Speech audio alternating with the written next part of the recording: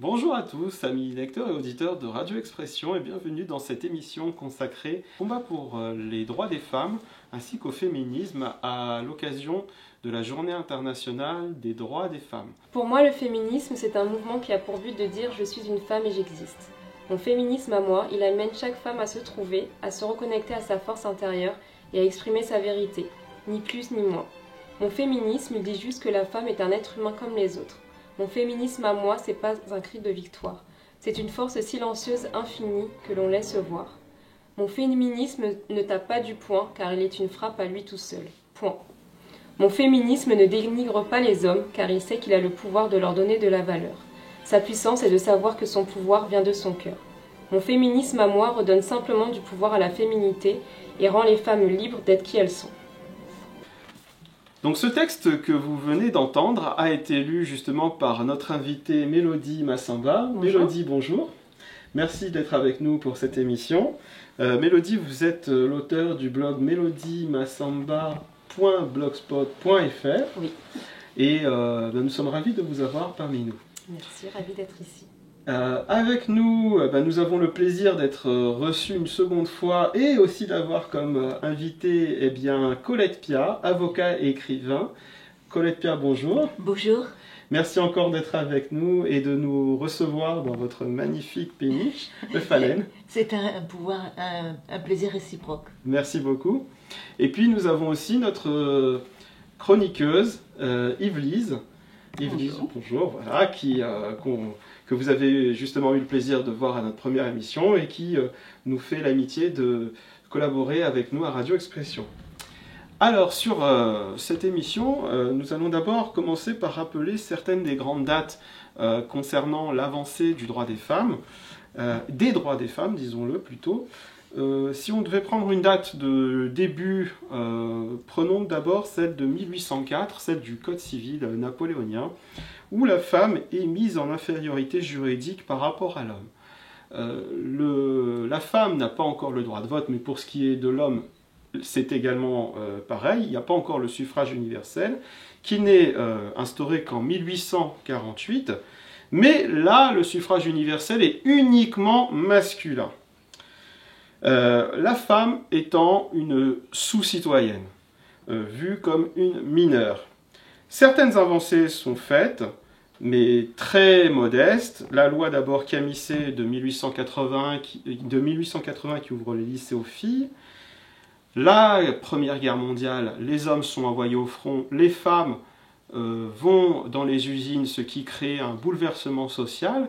Et dans les pays occidentaux, les femmes se mettent alors à revendiquer des droits, notamment le mouvement des suffragettes. Mais la France reste très timide, et ce n'est qu'en 1945 que la France finalement accorde le droit de vote aux femmes et devient le 36e pays au monde à le faire.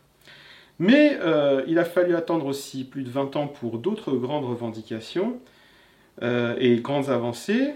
1967, la loi sur la contraception libre et gratuite, loi de Wirth, et la loi de 1975 de Simone Veil, ministre de la Santé, qui légalise et encadre l'interruption volontaire de grossesse.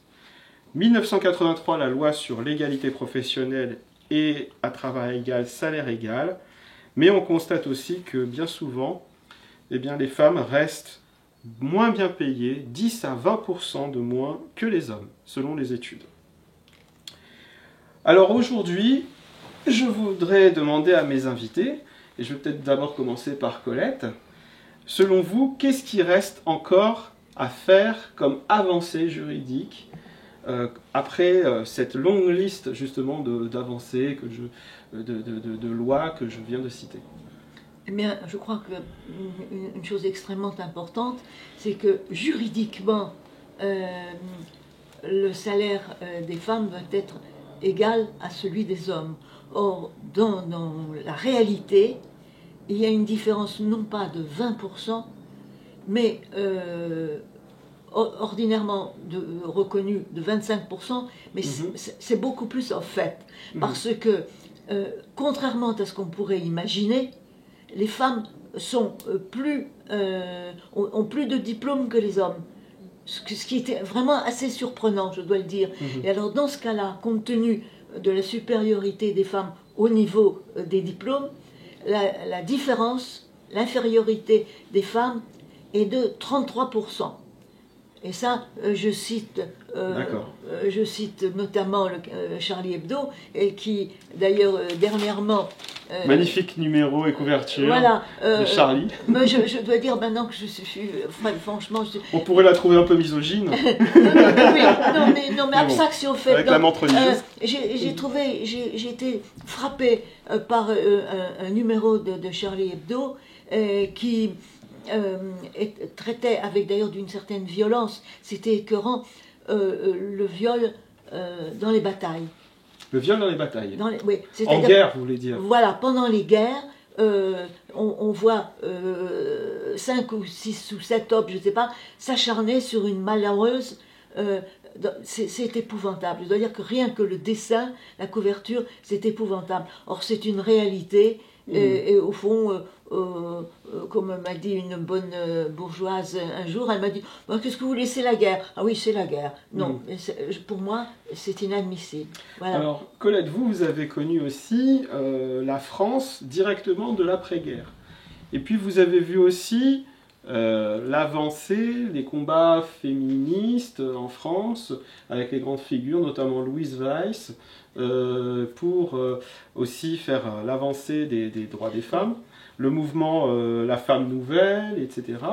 Et mai 68. Bon, comment vous pourriez, pour nos spectateurs, résumer l'état des femmes comme vous vous en rappelez à l'issue de la guerre et ce qu'il en est aujourd'hui, en quelques mots. Bien, bon, Louise Weiss, c'est déjà très, très ancien, mais si vous voulez, les femmes, le journal Elle, enfin, il y a eu à ce moment-là vraiment un mouvement.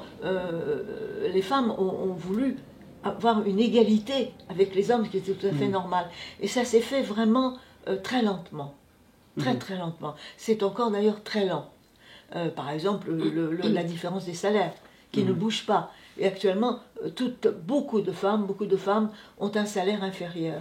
Vous-même, vous étiez avocate et comment... Oui, je suis avocate. Vous êtes avocate, bien sûr. Je suis avocate, je suis docteur en droit, et j'ai passé mon temps à me battre avec Simone Veil, etc., pour aider justement le droit à évoluer, pour permettre à la femme d'ouvrir un compte en banque.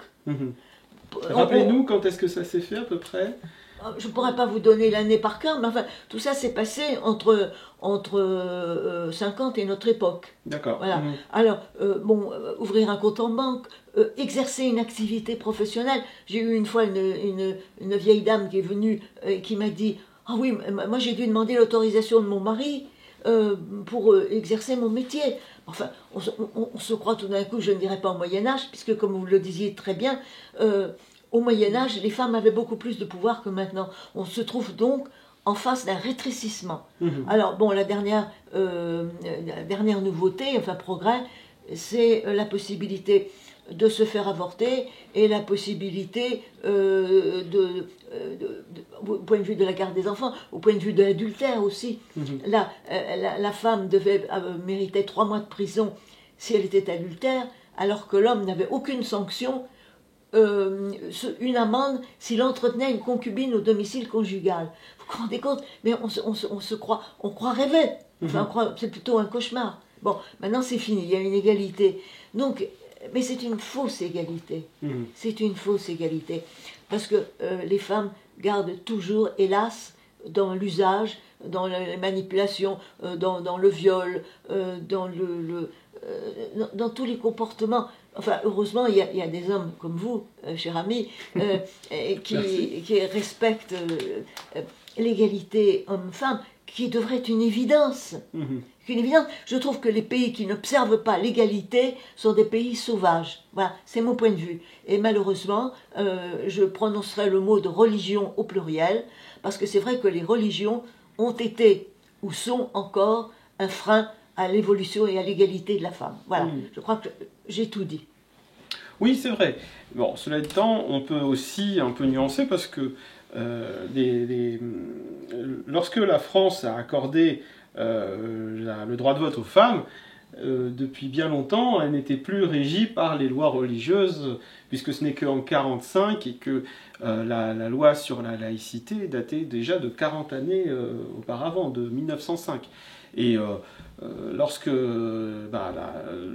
on était avec un régime qui était républicain et non plus un régime monarchique, mais on peut retrouver aussi une certaine misogynie, j'ai envie de dire laïque, républicaine, athée.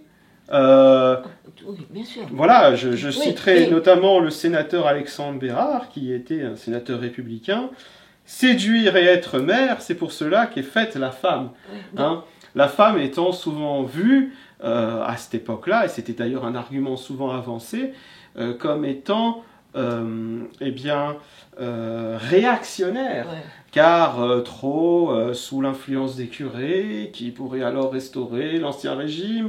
Et donc, il y avait aussi une barrière qui était faite. Souvent, ce qu'explique Louise Weiss dans son autobiographie, c'est que lorsqu'elle rencontrait des députés pour proposer justement le droit de vote aux femmes, les députés disaient « Nous, on veut bien, mais c'est le Sénat qui ne sera pas d'accord. » Hein, ça, c'est vrai. Et le Sénat, pourtant, voilà, chambre bien conservatrice, mais il fallait que ce reste un régime bien républicain, et donc le droit de vote aux femmes passait à la trappe, justement, pour la raison d'État, pour la raison républicaine aussi. Oui, enfin, les royaumes, les rois n'étaient pas particulièrement des féministes extraordinaires. La République elle était composée, elle était gouvernée par des hommes. Alors les hommes gouvernaient d'une façon misogyne.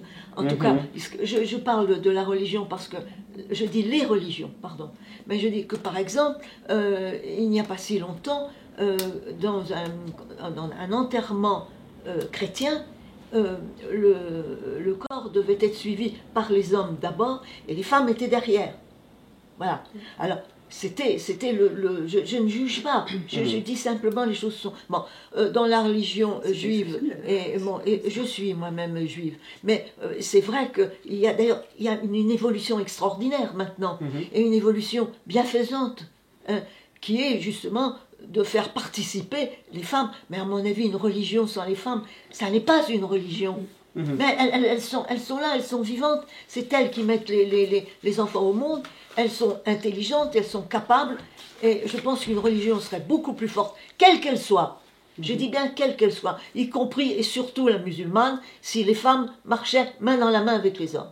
Alors, je me permets de corriger juste un aspect, c'est que chez les chrétiens, ce n'est pas un standard, hein. Les hommes ne sont pas obligés d'être les premiers dans le cortège, généralement c'est la famille, donc ça devait être quelqu'un qui était dans une association particulière ou dans je ne sais pas moi, dans un mouvement particulier. Pour ma belle-mère, ça a été le cas. Oui, alors, permets-moi de te dire quand même que je pense avoir déjà fréquenté plus les enterrements chrétiens, non pas que je les enterre tous les jours, mais ce n'est pas un standard. Hein. J'étais à l'enterrement de mon oncle et sauf erreur de ma part, j'étais dans le cercueil. Mais récemment. Ah oui, récemment. Donc maintenant, à ton époque, peut-être, mais de ce que je sais, on peut demander à quelqu'un du public, hein, n'est-ce pas?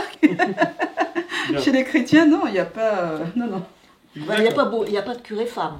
En tout cas, on peut peut-être dire qu'il y a aussi des barrières religieuses qui se sont posées. Outre des barrières plus laïques, comme celles que je citais, hein, même si on peut aussi nuancer, parce que dans d'autres pays, notamment l'Angleterre qui a été à l'avance, qui est pourtant une monarchie, la France aussi a été, même avec sa mentalité républicaine, avec certaines barrières laïques, mais aussi religieuses, notamment par rapport à l'interruption volontaire de grossesse, et encore aujourd'hui c'est condamné par l'Église. Ça, c'est vrai qu'il y a certains problèmes qui se posent vis-à-vis de la corporalité, si je puis dire, et le droit de la femme de disposer de son corps. L'avortement. L'avortement, oui. Hein, l'avortement. C'est quand même très grave. Vous avez des pays comme je crois l'Irlande, vous avez des femmes ou des jeunes filles qui ont été violées ou qui ne sont pas capables de mettre au monde un enfant et auxquelles on interdit l'avortement. Enfin, je trouve on sent un étouffement. Il faut un peu de l'air. Mais je pense que nous pouvons tous vivre heureux, respecter les musulmans, respecter les chrétiens, respecter les juifs, respecter les bouddhistes, quand ils ne commettent pas de crimes. Bon, mais au fond, mais vivons heureux, vivons égaux.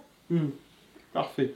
Puisqu'on parle maintenant du rapport de la femme avec son corps, je voudrais justement rediffuser un extrait du discours de Simone Veil lors du vote de la loi pour l'interruption volontaire de grossesse.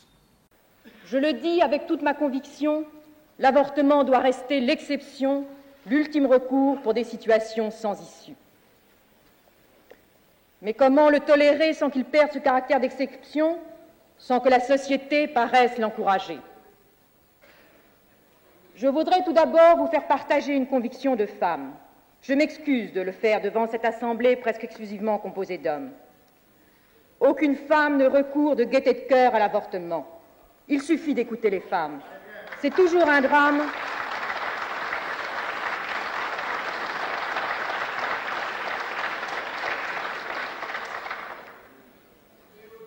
C'est toujours un drame, cela restera toujours un drame. Mélodie, vous avez écrit dans votre texte sur votre blog mon hommage à Simone Veil paru en septembre dernier. Merci Simone Veil pour cette loi que tu as fait voter. Merci Simone Veil, grâce à toi j'ai avorté. Merci de m'avoir permis de choisir mon avenir. Merci de nous avoir donné plus de liberté. Avortement égal, liberté des femmes à disposer de leur corps comme elles l'entendent. Alors lorsque vous réentendez ce discours que nous venons de diffuser, qu'est-ce que vous auriez pu encore dire à Simone Veil si vous l'aviez devant vous? Bonne question. Je pense qu'elle a tout dit dans le sens où l'avortement, c'est pas quelque chose qu'on fait par facilité, comme j'ai pu le dire aussi dans mon texte. C'est quelque chose qu'on fait pour reprendre un petit peu une sorte de contrôle justement sur sa vie, parce qu'une grossesse, ça appartient à la femme de la porter, mais n'empêche que ça reste encore son corps. Donc si elle n'est pas désirée ou si, pour quelles que soient les raisons en fait, qu'elle puisse avoir ce droit-là de l'interrompre, ça lui appartient en fin de compte. Donc je ne sais pas ce que j'aurais pu lui ajouter à ce qu'elle a dit, mais en tout cas que c'est pas une décision de facilité ou de responsabilité. C'est vraiment avoir tout simplement ce pourvoir sur soi-même, sur ce droit en fait, sur son corps. Et vous, Colette, vous avez connu Simone Veil. Selon vous, quel était son esprit au moment du vote de cette loi? Écoutez, je ne le sais pas exactement parce que... mais je sais ça n'était pas son idée première. Mais il y avait Giscard d'Estaing et elle s'inclinait en quelque sorte. Et je sais que on m'avait demandé en tant qu'avocat de faire une émission aussi sur la reconnaissance des enfants adultérins. C'était encore un autre sujet. Et j'ai fait venir Simone Veil comme témoin. Et elle aussi, elle se forçait là aussi. C'était pas vraiment... idéalement, ça n'était pas son idée. Mais elle se rendait compte. Et comme je me suis rendu compte, personnellement, je n'ai jamais procédé à l'avortement, mais parce que je n'en ai pas eu l'occasion ni l'obligation. Mais je sais qu'actuellement, il y a d'innombrables femmes qui sont seules et qui élèvent un enfant. Voilà. Et elles l'élèvent parce qu'elles n'ont pas interrompu leur grossesse. Elles sont vraiment dans une situation difficile. Et le père, où il est? On ne sait pas très bien. Voilà. Et elles ont des difficultés sur tous les plans. Ça, c'est un problème aussi fondamental. Et je crois qu'on ne s'en rend, comme toujours, jamais compte. Il est vrai que peut-être, malgré les avancées légales qu'on peut faire, il y aura toujours une différence biologique entre l'homme et la femme. Parce qu'il est vrai que c'est la femme qui porte l'enfant, c'est la femme qui donne vie, et que la loi ne pourra pas changer ça. Il y a une différence de nature et de conception, et qu'il y a peut-être une forme de possibilité que permet aussi les avancées médicales, de remettre un peu la femme, peut-être pas à égalité avec l'homme, mais du moins la rendre propriétaire de son corps, un peu comme l'homme peut l'être. Et aussi jouir aussi de la vie, un peu comme l'homme peut le faire. Et il est vrai qu'aussi il y avait une grosse hypocrisie à cette époque. Je citerai par exemple le procès de Bobigny en octobre et novembre 72, où une jeune lycéenne de 16 ans a été poursuivie pour avortement illégal après avoir été mise enceinte par un garçon de son lycée. Eh bien, elle a été poursuivie, et ainsi que les femmes auxquelles elle avait eu recours, qu'on appelait à l'époque les faiseuses d'anges. Et c'était maître Gisèle Halimi qui avait à l'époque assuré la défense. Et à l'époque, elle avait quand même été acquittée. Il y avait une tribune, peut-être que vous vous en rappelez, on la diffusera, qui a été publiée par près de 300 personnalités femmes dans le Nouvel Observateur pour dire « Moi aussi, j'ai eu appel à l'avortement ». Oui, ça, c'était les 300... Oui. Et finalement, ce n'est qu'une régularisation aussi de ce qui se faisait, et peut-être aussi par rapport à une évolution des mentalités. Enfin, peu d'années avant, il y a eu une femme, une faiseuse d'ange en quelque sorte, qui a été guillotinée. Hein, et les médecins étaient poursuivis et pourchassés. Et il y en a un, j'en ai entendu parler, qui était justement lui aussi un accoucheur, mais qui faisait des avortements, et il s'est suicidé en se jetant dans l'escalier du palais de justice. Donc vraiment, ça a été un drame. Alors moi je pense, quand un homme fait un enfant à une femme, je pense que c'est très gentil, mais s'il part simplement les mains dans les poches en sifflotant, je crois que c'est un peu juste. Je crois. Non, mais après tout, si on était à deux à faire l'enfant, pourquoi à ce moment-là ne pas quand même aller au-delà? Je crois qu'on éviterait beaucoup de drames, parce que les femmes qui élèvent seules un enfant, croyez-moi, elles ont beaucoup de difficultés. Ça n'a jamais été mon cas, mais je vois vraiment beaucoup de femmes, j'en rencontre encore beaucoup, qui affrontent les pires difficultés. Yvelise? Oui. Moi, ça m'est difficile de me prononcer sur la question, puisque je suis une grande croyante, et qui dit droit à l'avortement, dit le droit d'ôter une vie, on est supposé ne pas assassiner. Donc, pour moi, c'est un assassinat. Maintenant, je dirais quand même merci à Simone Veil, parce que effectivement, il y a des femmes qui... Cette loi a été votée quand même, à mon avis, dans un climat social qui était très difficile au lendemain de la reconstruction de la France, et qui avait des femmes qui étaient en grande précarité. Donc, effectivement, là, il était nécessaire de donner un droit à l'avortement, et elle dit bien que c'était pour des cas particuliers, des cas extrêmes. Maintenant, aujourd'hui, ce qui m'affecte, c'est l'usage qui en est fait aujourd'hui. Il y a un usage abusif. Beaucoup de femmes pratiquent trop souvent l'avortement. Pour augmenter un plaisir sexuel, on n'a pas de protection. Pour plaire à un partenaire, on accepte de tout, ou bien du coup on avorte. Et des femmes qui font 3 ou 4, 5 avortements, enfin bon, elles mettent leur vie en danger.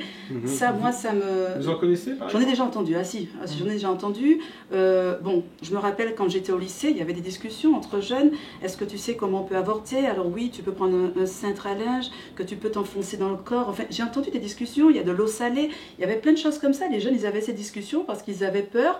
Bon, on peut avoir des cas de figure où des jeunes effectivement sont tombés enceintes, et c'était pas de gaieté de cœur qu'ils devaient avoir recours à l'avortement. Donc dans ce cas-là, oui, enfin je suis triste de dire oui, mais à condition que ça serve de leçon et qu'on ne se remette pas en position de le refaire régulièrement. Il s'agit quand même d'une âme. Oui, c'est vrai. Je ne peux pas me mettre à la place de ces femmes qui sont en situation, des femmes qui ont été violées, qui ont peur que le père les tue, etc. Par exemple, je crois que les femmes, les Turcs, il y a le crime d'honneur.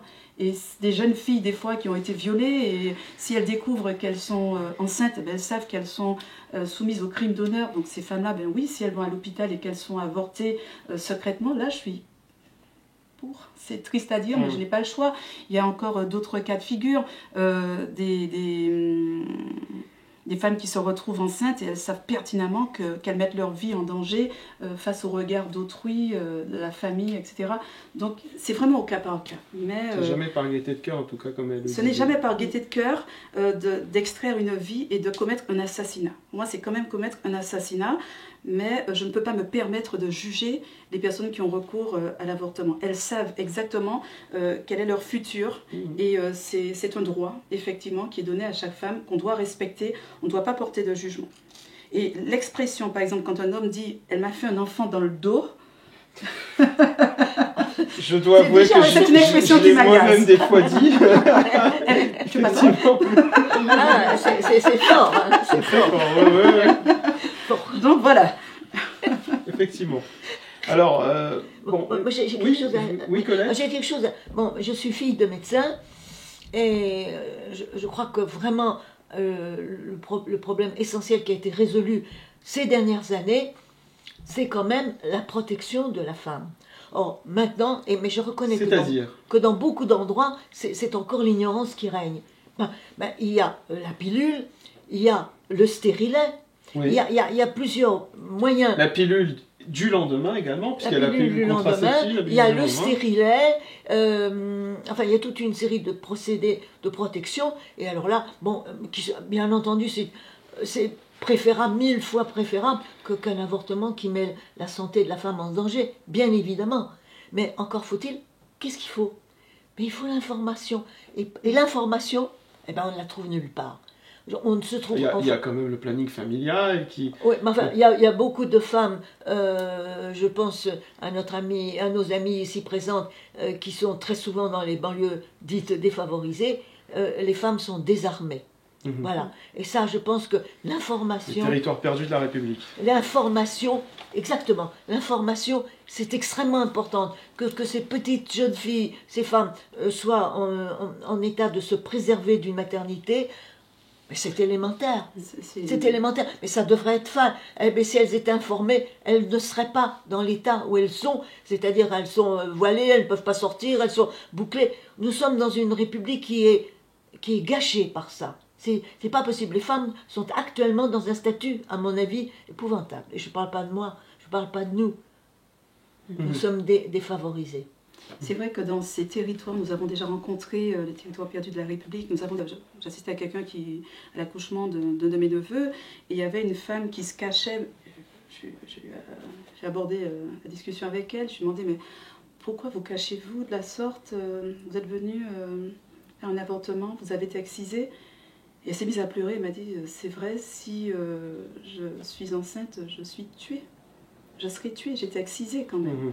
Et je n'ai pas le choix. Quel est le rapport? Pouvez-vous expliquer, parce que peut-être pour certaines personnes qui vont nous écouter, entre l'avortement et l'excision pour ces personnes? Alors, les femmes excisées, ce sont des femmes qui ont été cousues, donc c'est pour ne pas avoir de rapport sexuel avant le mariage, et elles n'ont pas droit non plus au plaisir sexuel. Oui. Je lui ai posé la question. Elle m'a dit, on me coupe le clitoris et on n'a pas de plaisir sexuel. Mais pour garder un homme, parce qu'on est dans des conditions de vie qui sont tellement horribles. Moi, je suis une jeune, j'ai été battue dans la famille, je vis dans des conditions qui sont horribles. Donc, quand on trouve l'amour d'un garçon et on sait que, bon, si on peut offrir le corps pour essayer de garder ce temps d'affection, voilà, bon, je suis tombée enceinte. Maintenant, je ne veux pas perdre ce garçon, et en même temps, je ne veux pas perdre la vie, parce que je sais que mes parents vont me tuer. Enfin, de l'excision, c'est quand même... s'exposer à la mort. Une peine de mort. À une peine de mort. J'ai un autre crime d'honneur. Voilà, ce sont des crimes d'honneur. J'ai un autre cas de figure, la fille d'un ami qui a été assassinée. Mais essayez d'imaginer une mère qui est battue, hein, donc il y a les 4 enfants, elle avait que 23 ou 24 ans, elle avait déjà 4 enfants, 4 ou 5 enfants, je ne sais même plus, et elle est rouée de coups. Elle est rouée de coups, le bébé pleure, elle doit sortir des coups, allaiter l'enfant, et retourner prendre des coups. Bon, elle a été assassinée ce soir-là. Hein. C'est la fille d'une amie à nous, et je rends hommage à sa mémoire. Mais ces femmes-là, quand elles vont en cachette dans les hôpitaux se faire avorter, je ne peux pas, moi, les juger, dire qu'elle a commis un crime. Parce qu'elle sait ce que c'est que d'être en train de prendre des coups, allaiter et retourner prendre des coups. Tu donnes un lait qui a tourné à un enfant que tu empoisonnes.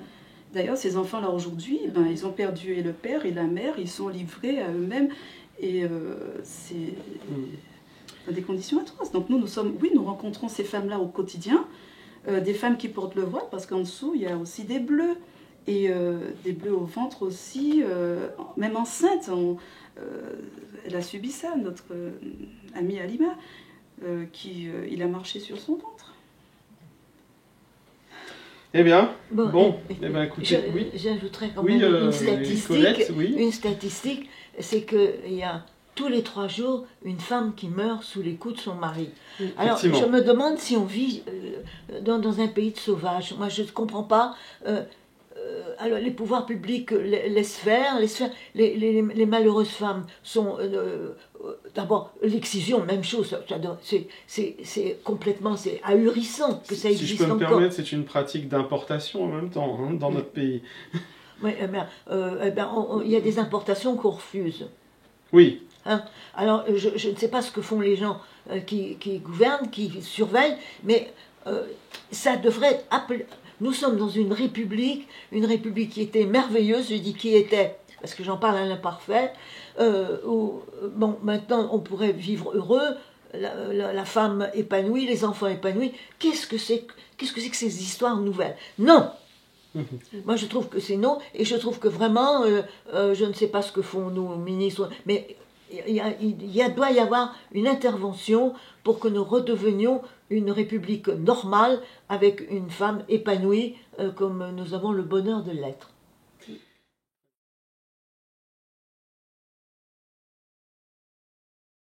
Alors, nous avons une réaction dans le public, justement, de Aïcha, qui souhaite intervenir pour témoigner de son expérience. Alors, si je peux me permettre, vous disiez en micro fermé, micro off, que vous étiez contre l'avortement. Une femme qui est battue, qui est rouée de coups, elle sait qu'elle risque de perdre sa vie, elle sait quelle douleur double qu'elle ressent lorsqu'elle est battue avec un enfant dans le ventre, et elle se retrouve malheureusement enceinte, la peur de prendre ses coups. Est-ce qu'on peut comprendre cette femme si elle se fait avorter? Pour moi, ça c'est moi, franchement, quand je vois ça, je dis mais quel est l'avenir de cet enfant? Quel est l'avenir? Qu'est-ce qu'on va donner? Alors, je ne suis... Parce que je crois en Dieu. Pour moi, Dieu, c'est vrai qu'il a créé la femme, les hommes travaillent pour qu'elle conçoive un enfant. Mais dans des conditions où la femme, parfois, qui se retrouve violée, qui se retrouve maltraitée, c'est des enfants qu'on retrouve souvent, qui arrivent souvent. Moi, je connais dans le quartier, c'est souvent qu'on retrouve des enfants délinquants. Pour nos téléspectateurs, vous êtes aujourd'hui mariés, vous avez des enfants vous-même, et vous avez réussi à avoir une vie familiale normale. Vous avez réussi à reconstruire justement une famille sans reproduire cela, pour que aussi on puisse être rassuré. Oui, parce que ce qui a tenu, c'est vraiment cette foi en Dieu qui m'a aidée. D'accord. Et vous n'êtes plus musulmane? Non, j'ai vraiment rencontré... pour moi, j'ai eu une expérience personnelle par rapport à un Dieu que je cherchais. C'est pour moi un Dieu d'amour. D'accord. Qui respecte la femme. Et c'est ce que je voulais. Je dis, mais pour moi, il n'y avait pas de respect. Et je cherchais ce Dieu-là. Et c'est vrai que ce Dieu, je l'ai trouvé dans l'Injil. Sidna Issa, pour moi, a été un exemple. Et un exemple jusqu'à présent. Et il m'a aidé à construire mon foyer. Parce que c'est vrai ce que vous dites. Quand on sort d'un milieu comme ça, il y avait des moments où moi aussi je m'emportais avec mes fils, ça m'arrivait. Il y a une volonté de ne pas reproduire le schéma familial, un traumatisme. Un traumatisme, oui. Sans le vouloir. Et après je me reprenais, je me dis attends, je suis en train d'imiter qui? Et voilà. je me reprends et je me dis, c'est tout un travail, c'est tout un cheminement. Les traumatismes, au fur et à mesure, guérissent. Mais cette femme qui a voulu grandir, elle a été étouffée par des lois, des interdits. Je précise quand même pour ceux qui ont entendu, peut-être qu'ils ne connaissent pas ce mot, l'Injil c'est en arabe l'évangile, et Sidna Issa c'est Jésus. Voilà, oui, tout à fait.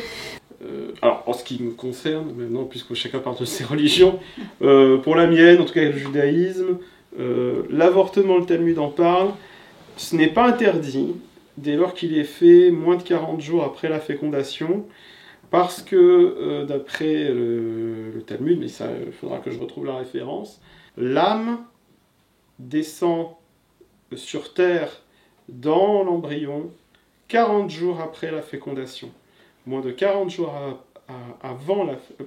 moins de 40 jours après la fécondation, le Talmud répond que en fait c'est comme de l'eau, mais sans qu'il y ait encore une vie, un être humain ou un potentiel d'être humain à l'intérieur. Ce qui n'est pas très loin, je crois, de l'avis du Conseil national consultatif d'éthique. Après, d'ailleurs, il y a encore des lois bioéthiques, 94 aussi. C'est une bonne solution. Hein. Voilà. Ouais. Bon, après, il y a des divergences de foi, mais bon, la médecine aussi a fait beaucoup d'avancées sur ce point-là. Bon, en tout cas, merci beaucoup pour votre témoignage, Aïcha. Je veux juste dire un petit mot, c'est que suite à tout ce vécu, ça m'a permis de mieux aussi m'asseoir auprès de femmes, majoritairement issues de l'islam, majoritairement des maghrébines, et justement de pouvoir discuter, échanger et de comprendre ce qu'elles vivent.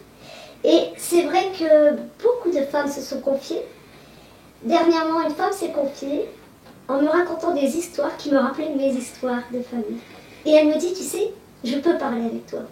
Je peux me confier parce que j'ai subi ça, j'ai vu une de mes proches se faire enchaîner avec des chaînes pendant une semaine parce qu'elle a voulu voir un petit peu ce qui se passe dehors. Elle a voulu... En France, hein, je précise. En France, bien sûr. C'est pas au Maroc, hein. Là, vous parlez de la France. Alors, là, c'était une histoire au Maroc. Mais en France, cette même personne qui raconte cette histoire, cette même personne, elle a subi ça pendant 2 ans. Donc, c'est en France. Elle a subi en France pendant 2 ans où elle a été enfermée, à clé. Pas de possibilité de téléphone, pas de possibilité d'information, pas de possibilité d'aller chez le médecin pour vous dire qu'elle est violentée, qu'elle est violée, pas de possibilité aucune communication avec la famille. Donc 2 ans. Eh bien, comme dit un groupe de rap, c'est arrivé près de chez toi, presque sous ton nez, cesse de faire l'air étonné. Moi je voulais juste revenir sur le sujet de l'avortement. Alors en sortant vraiment du côté des religions, hein, de chacun que je respecte, mais sur le fond, en fait, parce que chacune, que ce soit Église ou vous avez vraiment mis en avant le fait que l'avortement, il peut être, entre guillemets, autorisé sous certaines conditions, entre guillemets. Hein. Et moi, je voulais vous demander, en fait, c'est à quel moment, en fait, on donne à la femme son droit, en fait, à disposer justement de ce choix-là. Parce que ça revient toujours au même, d'avoir ce pouvoir de décision finalement pour les femmes, en fonction de sa situation, voilà, selon le cas, on peut le comprendre, etc. Mais la femme lambda, entre guillemets, qui a simplement sa vie, qui peut arriver par, on ne va pas dire un accident, mais voilà, ça arrive qu'une grossesse se présente. Pourquoi cette femme-là, en fait, elle n'aurait pas ce droit, enfin, selon vous, hein, pas ce droit, mais à avoir recours, en fait, à cet avortement. Enfin, pour moi, en fait, le fond vraiment du problème, c'est toujours ça, c'est qu'il y a toujours une personne qui va avoir le mot de la fin sur le corps de la femme. Et que la femme, elle perd quelque part, en fait, en donnant son... Enfin, du fait qu'on lui impose quelque part, finalement, à chaque fois, une décision qui soit la bonne à prendre, que ce soit dans la religion qui va choisir.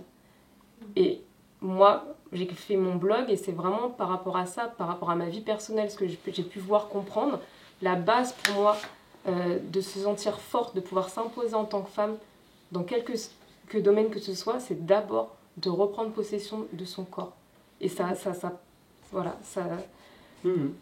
se met en place dans des choses aussi simples que ça, en fait. Et c'est très très dur finalement d'en sortir, parce qu'il y a tout un tas de constructions, d'éducation, société, religion, qui ont toujours en fait sur la femme ce pouvoir-là. Mais d'abord, il faut penser à ce que c'est qu'une femme, c'est-à-dire revenir à l'élément de base. Et je crois que la première remarque qu'on ferait, c'est qu'une femme est un être humain. Que dans tout ce qui ne touche pas à l'ordre sexuel, ce qui est évidemment considérable comme domaine, mais enfin dans tout ce qui ne touche pas à cela, elle se comporte et agit à peu près de la même manière qu'un homme. Que quand on pense aux femmes, on pense trop souvent à elles de deux manières. Ou bien on pense du point de vue de l'homme, qui dit tiens, ce sont des femmes. Et alors, en quelque sorte, créer un groupe à part. Ou bien on pense à la réaction des femmes qui réagissent contre les hommes et se sentent femmes en opposition aux hommes. Alors, nous venons d'entendre Marguerite Yourcenar nous donner sa position du féminisme, où elle aborde justement, pour elle, on pourrait dire, le côté sombre du féminisme, qui est un peu trop, comme elle le dit, l'opposition de la femme avec l'homme. Alors, je voudrais justement, pour cette dernière partie de notre émission, vous demander un peu à chacune ce que vous pensez du féminisme d'aujourd'hui et aussi vu les dernières polémiques qui se sont déroulées. Est-ce que vous pensez qu'il fait bonne route ou pas? Est-ce qu'il fait fausse route? Voilà. Quel est votre avis, justement? Alors, chère Yvelise, qu'en pensez-vous, notamment l'écriture inclusive, le balance ton port, le fait que peut-être il y a un certain aveuglement autour des questions sociales, religieuses? C'est votre avis? Point par point. L'écriture inclusive, nous on a déjà une habitude de rédaction. À notre âge, c'est un petit peu difficile de devoir tout chambouler. Maintenant, peut-être que pour les générations du futur, ça peut être intéressant. Pour moi, c'est une sorte de perte de temps. La femme, elle connaît sa valeur. Donc, devoir aujourd'hui remettre tout en question, pour ma part, c'est une sorte de perte de temps. Mais pour les générations à venir, commencer à faire germer une idée d'égaliser entre guillemets les sexes même au niveau de l'écriture, oui. Mais pour ma génération, non. D'accord. C'est une perte de temps, puis même après, on aime bien, quand on aime bien la belle plume, après ça change tout, comme il faut écrire maintenant, etc. Donc je n'ai pas de problème à ce niveau-là. Sur l'aspect de balance ton port, c'est bien de pouvoir permettre aux femmes de s'exprimer. J'ai vu qu'il y a balancetonport.com et tout le monde raconte un petit peu, j'ai même vu qu'il y a des hommes aussi qui s'expriment là-dessus. Sur des... Balance ta salope, je sais pas. Bon, ça permet quand même à des femmes de s'exprimer. Moi, je n'ai jamais connu vraiment de violence, donc je ne peux pas me permettre de porter un jugement sur les personnes qui ont besoin de s'exprimer. Et je m'interdis de juger, de cataloguer des personnes qui ont des souffrances intérieures, même sur la théorie du genre. Je suis croyante, une femme est une femme, un homme est un homme. Dieu n'a pas commis d'erreur. Sauf qu'il y a des personnes qui sont enfermées dans des souffrances terribles, identitaires, et qu'est-ce que moi je peux porter comme jugement sur ces personnes?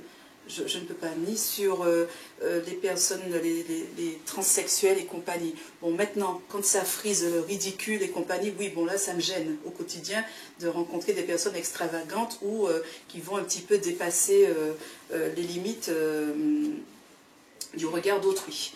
Mais je porte pas de... Je ne veux pas enfermer quelqu'un davantage dans un enfermement dans lequel il est déjà. D'accord. Colette?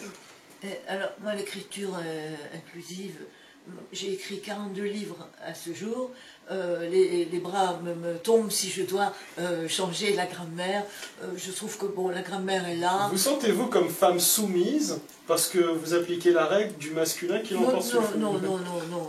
Non. Et pourtant, je crois qu'il est difficile d'être plus féministe que moi, mais féministe sans haine. C'est-à-dire que je trouve qu'effectivement, l'homme et la femme sont deux êtres vivants, et par conséquent, ils sont faits pour s'entendre Et ce que je ne supporte pas, c'est de placer les femmes dans une infériorité manifeste qui doit être supprimée.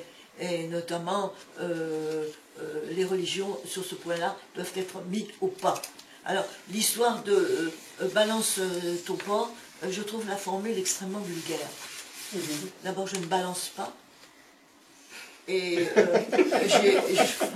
non, je ne balance pas. Je ne balance pas. Et les porcs sont des animaux tout à fait respectables. Donc, je ne vois pas du tout une raison de les traîner dans la boue. Donc, balance ton porc, c'est niette. Voilà. Alors, d'autre part, je sais malheureusement qu'il y a des femmes violées, mais à mon avis, il faut bien sûr les condamner. Mais il m'est arrivé en tant qu'avocat, j'ai été commise par le bâtonnier et j'ai été commise pour défendre un violeur. C'était un Corse qui avait violé justement une femme noire. Et quand elle m'a vu arriver, elle a pensé que j'étais son avocat. Mais non, j'étais désignée par le bâtonnier pour défendre le violeur. Et je me suis dit, qu'est-ce que j'aimerais bien pouvoir dire au tribunal? Alors je leur ai dit, oui, messieurs du tribunal, oui, il a violé cette femme. Mais que font les hommes qui envahissent un village une fois la victoire guerrière obtenue? Qu'est-ce qu'ils font? Ils violent les femmes du village. Et qu'est-ce qu'ils font tous quand ils sont vainqueurs d'une ville ou d'une village? C'est à une règle, enfin, ou disons un laisser-aller, on viole les femmes. Et qu'est-ce qu'ils ont comme sanction? Ils ont la médaille militaire, bien sûr.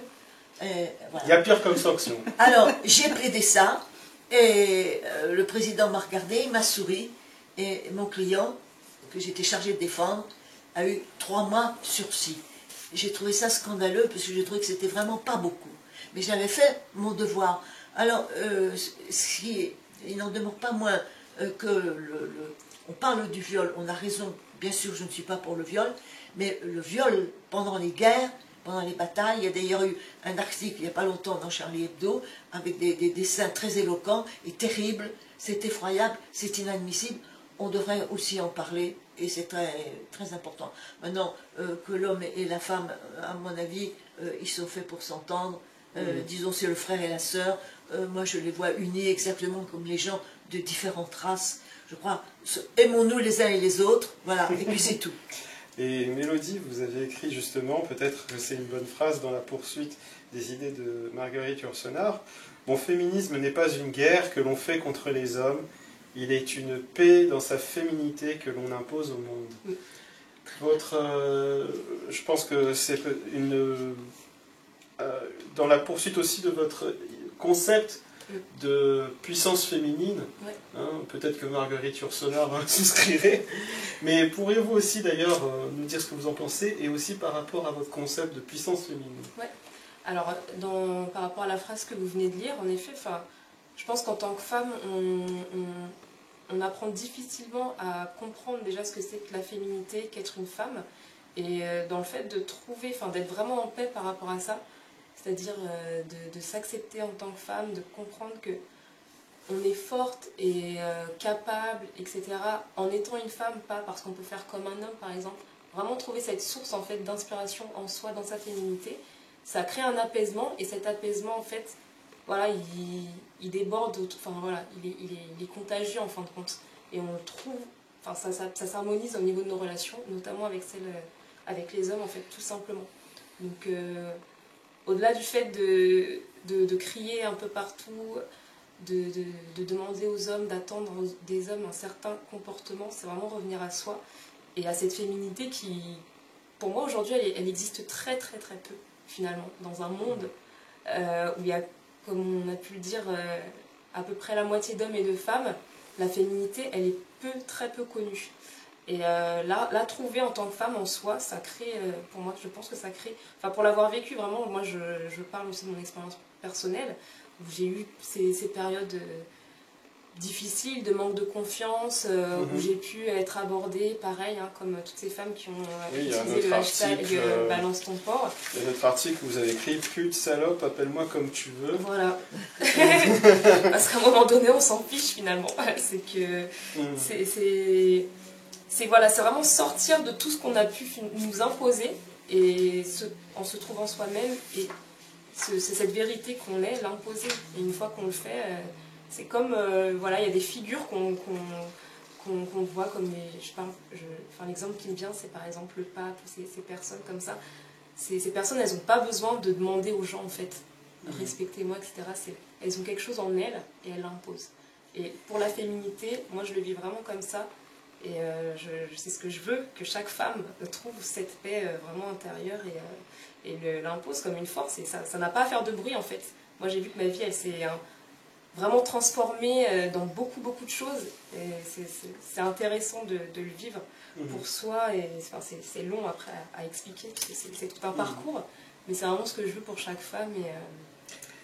Et voilà. Et pour revenir aux règles de grammaire, etc. Moi, je suis ni pour ni contre, mais je comprends l'idée. C'est-à-dire que, justement, j'ai une fille de 3 ans. Et quand on apprend à un enfant, enfin, les enfants, c'est très visuel. Quand on apprend à un enfant, il et elle font il, pour la petite fille qui va grandir, dans sa tête, elle est effacée. Qu'est-ce qu'elle va retenir? Enfin, voilà, moi, j'ai fait beaucoup de changements en moi par rapport à ma fille, par rapport à ce que je voulais lui transmettre et ce que je voulais qu'elle soit en tant que femme. Et cette règle, quand je pense à ma fille, je la comprends.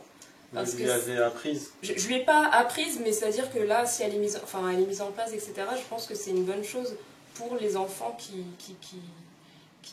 les petites filles qui seront les femmes de demain, en fait.